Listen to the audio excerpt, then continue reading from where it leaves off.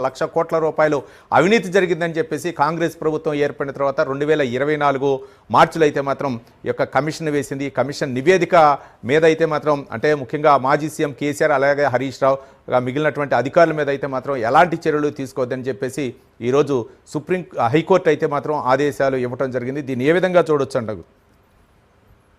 Sir, ఇప్పుడు Ghosh commission నియమించినప్పుడు కూడా BRS అనేక ఆరోపణలు చేస్తుంది. కేవలం కక్ష సాధింపు కోసం లేకపోతే రాజకీయ ప్రతీకార చర్యలో భాగంగా దీన్ని నియమించారు.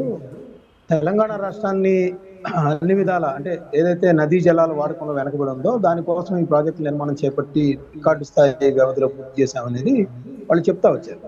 అయితే అక్కడ అవకాశం ఎక్కడ ఏర్పడిందంటే కొన్ని పిల్లర్స్ కుంగిపోవటం వల్ల అవినీతి అయితే జరిగింది, జరగకుండా అనేది మనం ఎక్కడ చేయడానికి లేదు. అఫ్కోర్స్ ఘోష్ కమిటీ నివేదికని స్టాప్ చేసి హైకోర్టు వాళ్ళు ఇవ్వటం రాజకీయంగా కేసీఆర్ గారికి, హరీష్ రావు గారికి, అప్పుడు మాజీ ఇరిగేషన్ మినిస్టర్ హరీష్ రావు గారికి కొంత ఊరట లభించి ఉండొచ్చు.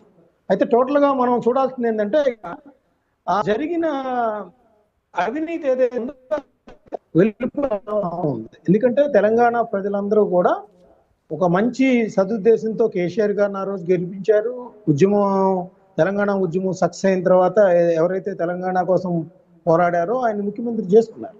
అయితే అదే విధంగా వాళ్ళు ప్రజలందరూ కూడా మళ్ళీ రేవంత్ రెడ్డి కాంగ్రెస్ సర్కార్ని ఎందుకు తెచ్చారు అంటే గతంలో కొంత అవినీతి వ్యవహారాలు కానీ వాళ్ళ పరిపాలన పట్ల ప్రజలకి ఏదైతే అనుమానాలు వచ్చాయో లేకపోతే వాళ్ళ అవినీతి ఎక్కువ జరిగిందని వాళ్ళు భావించారో ఆ నేపథ్యంలో కాంగ్రెస్ పార్టీని గెలిపించుకున్న పరిస్థితి అయితే ఉంది. అయితే నేననేది ఏంటంటే ఏదైతే తెలంగాణ రాష్ట్రానికి సంబంధించి నదీ జలాలు కానీ లేకపోతే రైతుల ప్రయోజనాలు కాపాడటానికి అంత పెద్ద ప్రాజెక్టులు చేపట్టారో ఇప్పుడు మనకి మేడిగడ్డ కానీ అన్నారం కానీ లేదంటే సుందిళ్ళు కానీ ఇవన్నీ కూడా సో నిపుణుల కమిటీలు ఏవైతే నివేదికలు ఇచ్చాయో వాటిని పెడచెవిన పెట్టి ఈ విధంగా నిర్మాణం చేయటం వల్ల లేదంటే కాంట్రాక్టర్లకి కొంత ప్రయోజనాలు చేకూర్చడం అనే అంశాల ప్రాతిపదికగా జరిగింది కాబట్టి అక్కడ అవినీతి చోటు చేసుకుంది. దానివల్ల పిల్లర్లు కుంగిపోయిన పరిస్థితి వచ్చింది అనేది ఎక్కువ శాతం ప్రజలు నమ్ముతా ఉన్నారు. సో దానిలో ఎవరైతే దోషులు ఉన్నారో నిజంగా అంటే ఇప్పుడు హైకోర్టు ఈ నివేదికని నిలిపివేసి ఉండొచ్చు కొన్ని రాజకీయ కారణాల, లేకపోతే నివేదికలో కొన్ని ఏదైతే కేసీఆర్ గారు కానీ హరీష్ రావు గారు కానీ లేకపోతే స్మితా సబ్రవాల్ గారు కానీ లేదా అప్పుడు జోషి గారు కానీ లేవనెత్తారో వాటితో కొంత ఏకీభవించి ఉండొచ్చు. కానీ అసలు అవినీతికి కారణం ఎవరు, అక్కడ కుంగిపోవడానికి కారణం ఎవరు, అక్కడ ఎవరి లోపం ఉంది, సాంకేతిక అంశాలను ఎవరు విస్మరించారు, ఈ విషయాల మీద మాత్రం ప్రజలందరూ కూడా దోషులు ఎవరో తేల్చాల్సిన అవసరం ఉందని అయితే భావిస్తున్నారు. కాంగ్రెస్ పార్టీ లేకపోతే బీఆర్ఎస్ మధ్య కొట్లాట్లు ఎలా ఉన్నా, రాజకీయ ప్రతీకారాలు ఎలా ఉన్నా, రాజకీయ ఎత్తుగడలు ఎలా ఉన్నా, ఒకళ్ళ మీద ఒకళ్ళు ఆరోపణలు ప్రత్యారోపణలు ఎలా ఉన్నప్పటికీ కూడా ప్రజాధనం అక్కడ దుర్వినియోగం అయింది, అవినీతి చోటు చేసుకుంది.